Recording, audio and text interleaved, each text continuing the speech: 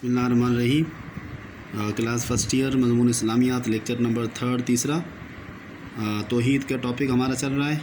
तौहीद के टॉपिक के अंदर हमने पहले इब्तिदा में वजूद बारी ताला के हवाले से कुछ दलाइल पेश किए थे, जिसमें अक़ली दलाइल और नकली दलाइल थे, और फिर उसी तौहीद के हवाले से हम बात कर रहे थे, जिसमें आखिरी बात थी वो फ़ितरत की गवाही थी। यानी फ़ितरत की गवाही जिसके अंदर अहद अलस्त आ जाता है कि इंसान को अल्लाह ताला ने पैदा किया। इंसान जितने भी इंसान की रूहें थी उन तमाम को पैदा करके अल्लाह ताला ने उनसे वादा लिया। वादा किस चीज़ का था? अल्लाह के एक होने का इकरार था कि सब ने इकरार किया। अल्लाह ने पूछा तो सब ने इकरार किया कि तुम ही हमारे रब हो। इसका मतलब है हम इबादत तुम्हारी करेंगे। तो ये फ़ितरत की गवाही है। और ये इसके अंदर हमने आखिरी बात ये कही थी कि जब इंसान के ऊपर मुश्किल वक्त आता है तो मुश्किल वक्त में बिला आखिर इंसान अपने रब को ही पुकारता है, जैसे फ़िरौन ने भी पुकारा था। तो ये चीज़ जो है ये फ़ितरत के अंदर अल्लाह ताला ने वदियत की हुई है। तमाम इंसानों के अंदर ये चीज़ वदियत की हुई है। फिर वो इंसान को मौके और मुनासिबत की वजह से इंसान को जैसे जैसे माहौल मिलता है उसको जला मिलती है तो वो नुमायाँ हो जाती है और अपने रब को पहचान लेती है। तो इसी तरह से अहद अलस्त के हवाले से बात थी। फिर इसके अलावा आगे जो चीज़ है वो अक़साम तौहीद है। तौहीद के हवाले से कि तौहीद के अंदर अल्लाह की वहदानियत को हवाले से अल्लाह की वहदानियत, अल्लाह की तौहीद जो है कैसे अल्लाह की पहचान हो, किस तरह से हो, तो उसको समझने के एतबार से उसकी अक़साम बताए गए हैं। हालांकि तौहीद की अक़साम बताने का मतलब ये नहीं है कि तौहीद मुख्तलिफ़ टुकड़ों में बटी हुई है, बल्कि मकसद ये है कि तौहीद को समझने के हवाले से।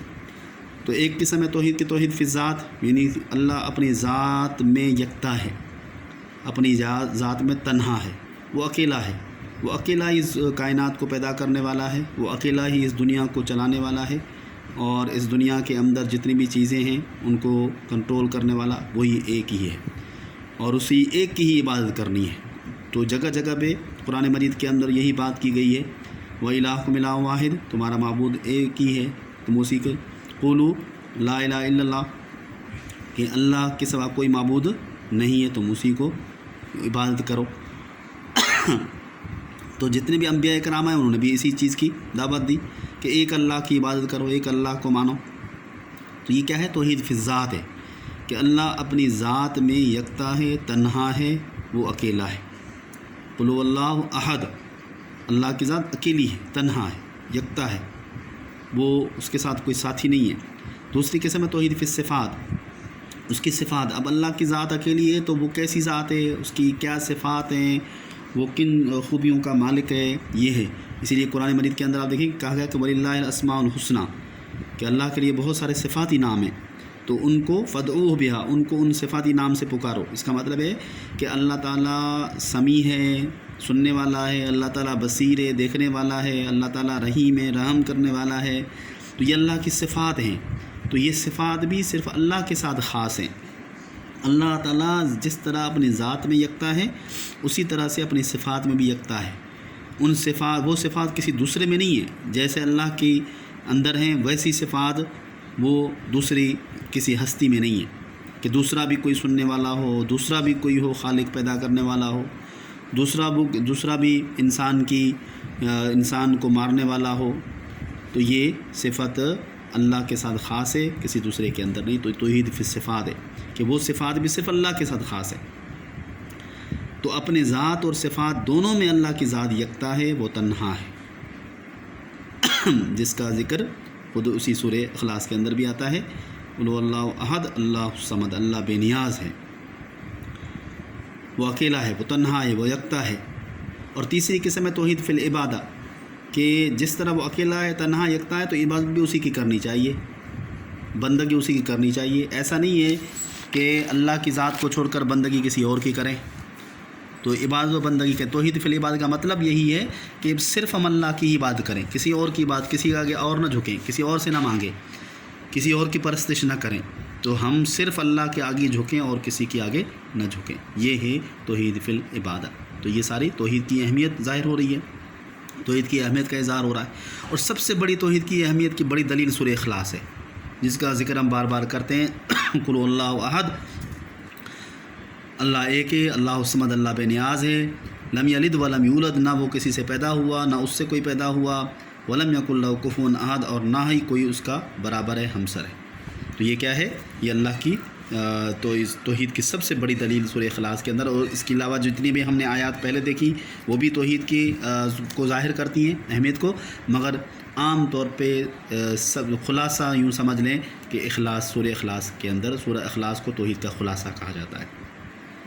اسی طرح سے آپ دیکھیں کہ عقیدہ توحید کے اثرات، جب انسان کے اندر توحید آ جاتی ہے، انسان اپنے رب کو پہچان لیتا ہے اور سمجھ لیتا ہے کہ اللہ کی ذات کے لیے وہ تنہا ہے، وہ یکتا ہے، عبادت بھی اسی کی کرنی چاہیے اور اسی کو سب کچھ ماننا چاہیے، تو پھر انسان کے اندر یہ صفتیں پیدا ہو جاتی ہیں۔ سب سے پہلی صفت کیا ہے؟ خودداری۔ انسان خوددار بن جاتا ہے، دیانتدار بن جاتا ہے، اپنا کام جو ہے اب ایمانداری سے کرتا ہے، وہ سمجھتا ہے کہ اللہ کی ذات جو ہے وہ ہر چیز دیکھ رہی ہے، اس لیے وہ اپنے آپ کو اس کے ماتحت سمجھتے ہوئے ہر کام ایمانداری سے کرتا ہے، یہ خودداری ہے۔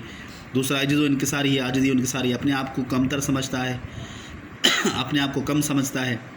تو اللہ کی توحید کے اوپر ماننے والا اور اس کو سمجھنے والا ہی وہ شخص ہوگا جو اپنے اندر عجز و انکساری پیدا کرے، اپنے آپ کو کم سمجھے گا۔ وسعت نظری، تیسری چیز ہے وسعت نظری کا مطلب یہ ہے کہ اس کی نظر وسیع ہو جاتی ہے۔ جس طرح وہ سمجھتا ہے کہ اللہ کی بادشاہی، جس اس کا اللہ جتنا بڑا ہے، جتنی اس کی رحمت بڑی ہے، جتنی اس کی بادشاہت بڑی ہے، اسی طرح اس کی نظر بھی بڑی ہے۔ تو یہی چیز وہ انسان اپنے اندر بھی کہتا ہے کہ میری نظر بھی اس کی مخلوقات کے لحاظ سے بڑی ہونی چاہیے، اور وہ وسیع نظر بن جاتا ہے۔